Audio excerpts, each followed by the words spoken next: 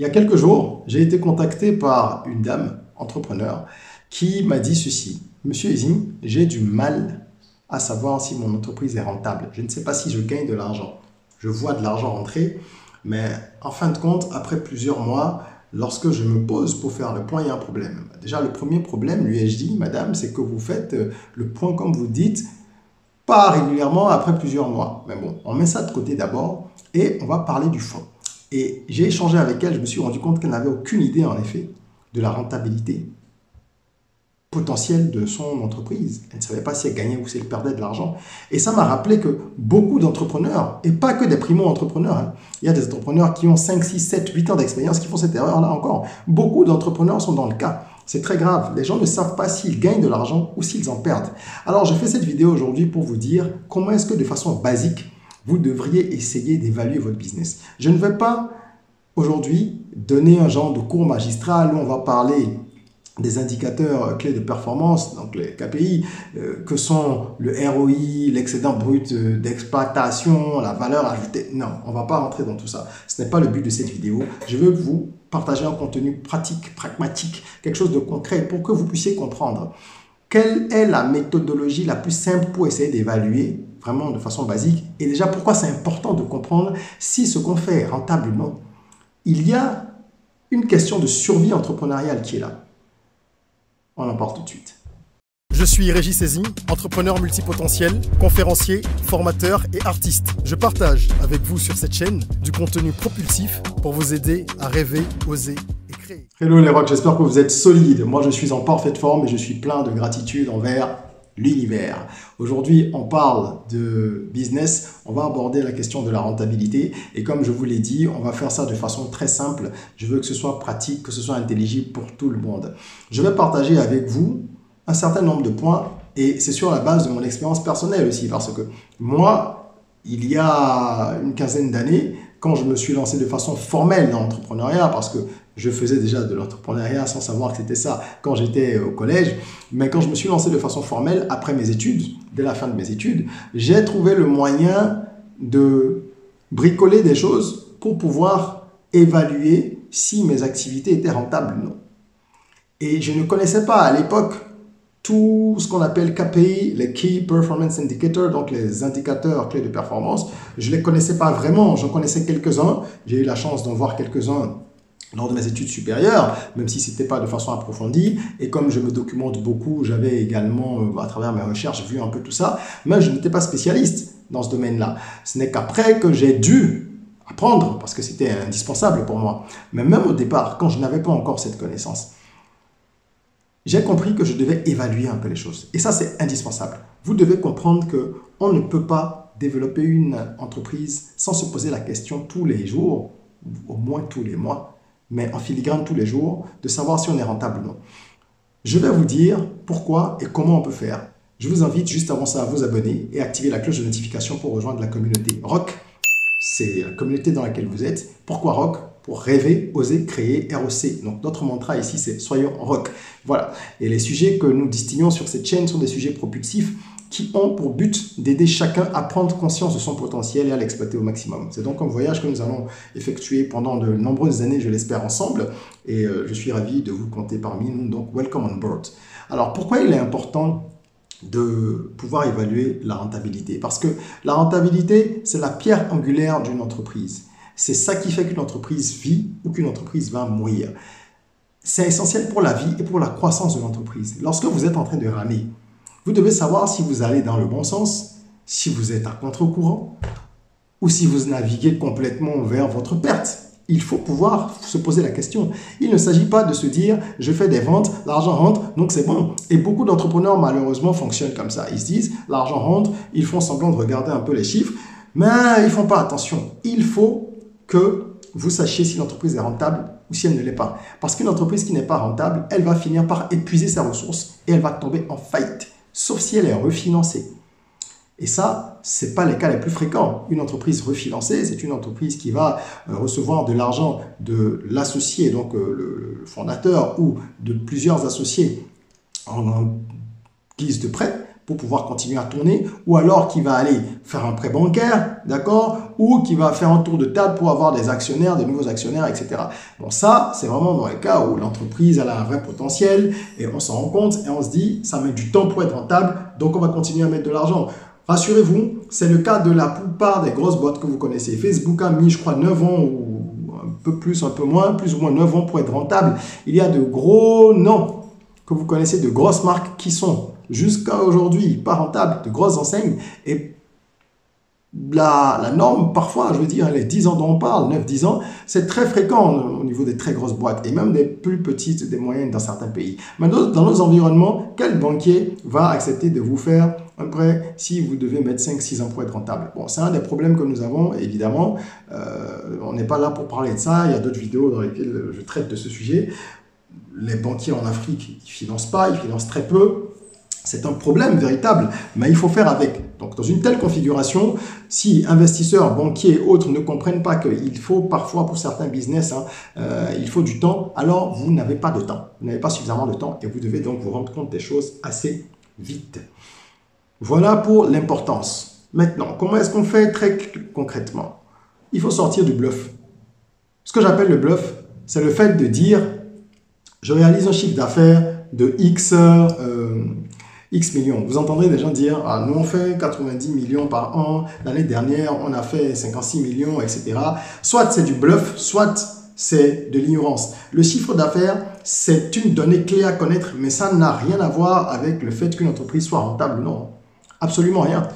Vous pouvez avoir 200 millions de chiffre d'affaires et être dans des problèmes fous. Je vous dis que Facebook n'a pas été rentable pendant 9 ans, donc vous imaginez bien avec les niveaux quand même de revenus que ça générait. Bon. Donc le chiffre d'affaires, c'est la base. Ça vous permet de savoir quelles sont vos recettes, comme on dit, pour combien j'ai vendu. C'est comme ça qu'on parle pour dire les choses simplement, grossièrement, n'est-ce pas? Une fois que vous avez fait ça, que vous connaissez votre chiffre d'affaires, puisque vous tenez au moins, j'espère, au moins un registre pour savoir que chaque jour vous avez vendu pour tel, 4 600 aujourd'hui, 15 000 demain, 26 000 après-demain. Voilà, enfin, ou hier ou avant-hier, c'est plus cohérent.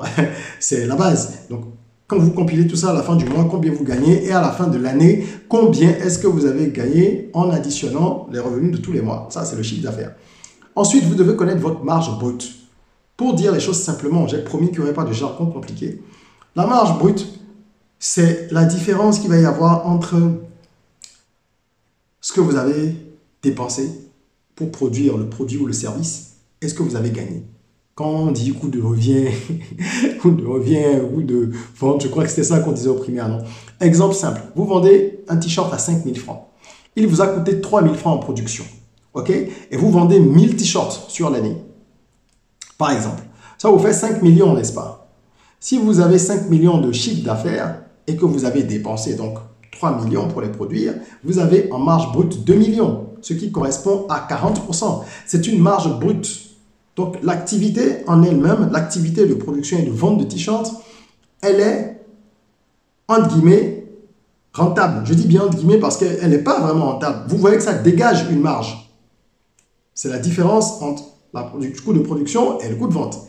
Mais pour savoir si vous êtes rentable, il va falloir aller un peu plus loin. Et c'est là que beaucoup de gens ne font pas justement le travail. Quelle est votre véritable marge net, le bénéfice réel? Je reste dans des termes simples. Le bénéfice réel, vous ne pouvez le connaître pour savoir si votre entreprise est rentable qu'à partir du moment où vous allez extraire toutes les charges. Il n'y a pas que les salaires. Vous devez aller extraire toutes les charges. Lorsque vous avez enlevé les salaires, est-ce que vous enlevez les frais de déplacement? Ce qu'on appelle communément frais de déplacement. Quand on a un collaborateur qui doit aller quelque part, faire une course, on lui a donné 500, on lui a remis 700. Est-ce que vous enlevez tout ça? Si vous avez la maladresse, ce que font beaucoup d'entrepreneurs au départ, de mettre la main dans la caisse pour acheter vos repas un jour sur deux, acheter du coca, etc. Est-ce que vous avez ôté tout ça à la fin de l'année pour faire le point, même à la fin de chaque mois déjà, pour faire le point? Parce que tout ça, ce sont des dépenses que vous devez ôter. Toutes les charges d'exploitation, le loyer évidemment, l'électricité, ça vous savez. Il faut le faire. Les impôts, les taxes.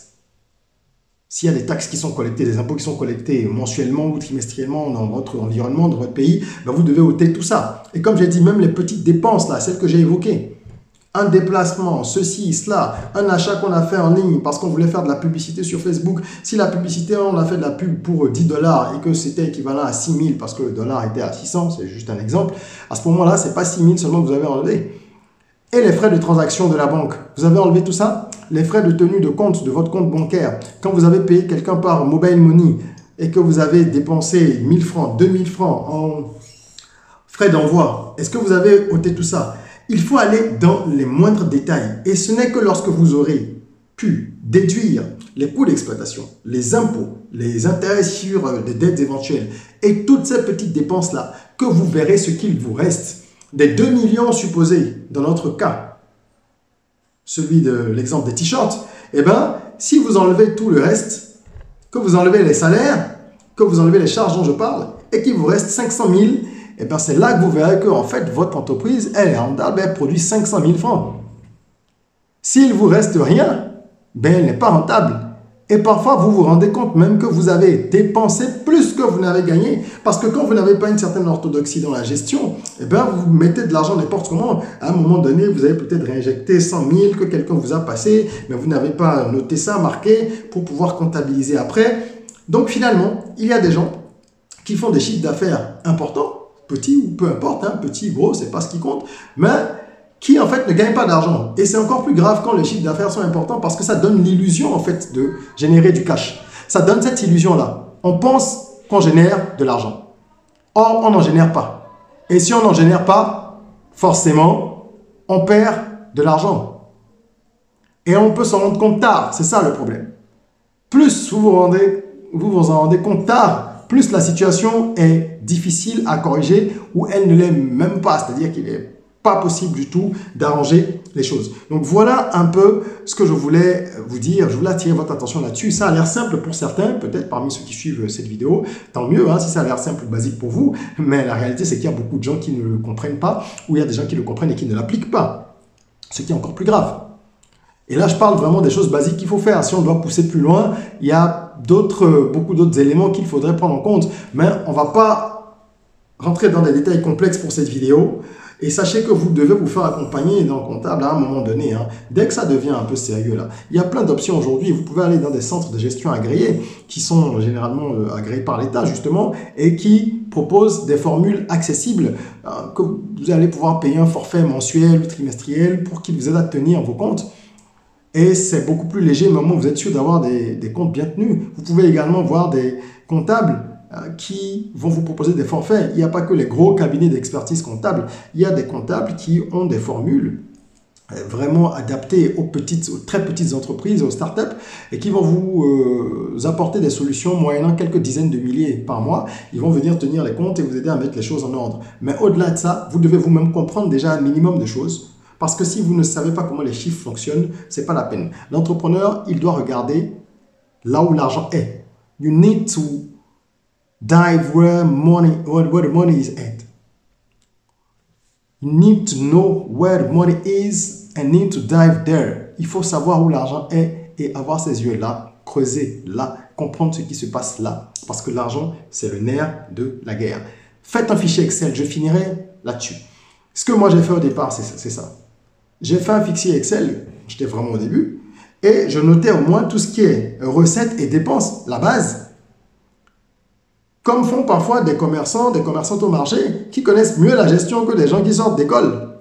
Dans bien des cas, d'école de commerce ou de ceci ou de cela, ou qui ont une licence ou un master en ceci ou en cela. Même si c'est dans un cahier, vous devez avoir un tableau recettes, dépenses, c'est la base. Et donc, si vous pouvez le faire sur Excel, ben vous savez utiliser Excel, faites-le. Puis, vous allez commencer à pouvoir détailler les choses, voir qu'au final, votre marge elle est de X%. Parce que si c'est 500 000 sur 5 millions, comme on avait dit tout à l'heure, ben ça fait 10%. Et ça va vous permettre quoi? Et je finirai là-dessus. À quoi servent ces KPI? Même si on parle des KPI basiques, hein, à quoi servent ces données, ces informations? Ça vous permet de prendre des décisions. Ce sont des outils de prise de décision. Vous allez pouvoir savoir si vous devez, après avoir analysé, bien sûr, chaque mois, ces chiffres-là, n'attendez pas la fin de l'année. Vous verrez au fur et à mesure comment réadapter votre stratégie. Est-ce qu'il faut augmenter vos prix? Est-ce qu'il faut réduire les dépenses liées à la publicité? Est-ce qu'il faut licencier? donc réduire les charges de personnel? Est-ce qu'il faut déménager et prendre un local plus petit? Est-ce qu'il faut au contraire embaucher parce que les ventes explosent, mais vous n'arrivez peut-être pas à générer suffisamment de marge ou à rendre le projet beaucoup plus florissant parce que vous manquez de main-d'œuvre pour pouvoir faire un suivi qualitatif et que vous perdez des clients parce que justement il n'y a pas la qualité qu'il faut? Dans ce cas, si le problème ce n'est pas la vente, le flux, mais que c'est sur la qualité, alors vous avez besoin d'embaucher, il faut budgétiser tout ça. Donc globalement, il y a plusieurs options qui vont se présenter à vous. Mais ce que vous devez retenir, c'est que l'étude et l'analyse de ces chiffres-là, aussi basiques soient-ils, va vous permettre de prendre des décisions. L'étude et l'analyse, voilà ce que ça va vous permettre de faire.